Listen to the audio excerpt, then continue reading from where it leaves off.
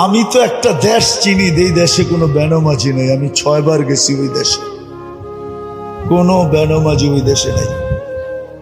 এটা আমার প্রথম দিন প্রমাণ হয়েছে। আমি প্রথমবার যখন যাইতেছিলাম আদিস আবাবার থেকে ইথিওপিয়ার থেকে আমার ফ্লাইট ছিল, আমার পাশে যিনি বসা ছিল ও প্লেনে পুরা দাঁড়াইতে পারতো না, ছাদে লেগে যেত। প্লেন একটু নিচা থাকে না, লাগেজ লুগেজ বড়ার পরে তো মাথা উঁচা করতে পারতো না, এরকম লম্বা। আর মাশাআল্লাহ কালো তো এরকম কালো, আফ্রিকার মানুষ তো চাঁদের, আফ্রিকার মানুষ কালো। তা আমি কথা বলতে বলতে ওরে নামাজের সময় চলে আসছে, আমি নামাজের কথা বলছি তো ও হাসি দিয়া বলে, মুসলমান নামাজ পড়ে না, তুমি এই কথা বিশ্বাস করলা কি, ধারণা করলা কি করে যে মুসলমান আর নামাজ পড়বে না?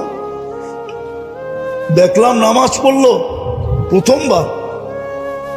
তো আমার দাওয়াত ছিল ওর বাড়িতে, তো নামাজের সময় আমি গেলাম, তো বলল চলো আগে নামাজ পড়ে নি পরে খাবো। তারপর আমি 6 বারে ওদেরকে পরীক্ষা করছি, বিলকুল টপ টু বাটন, প্রেসিডেন্ট থেকে নিয়া, সেনা প্রধান থেকে নিয়া, নিচের আমলা পর্যন্ত একজনও পাই নাই নামাজের আজান কানে ঢুকছে আর বলছে নামাজ আগে কাজ পড়ে। আজান কানে পড়তে দেরি,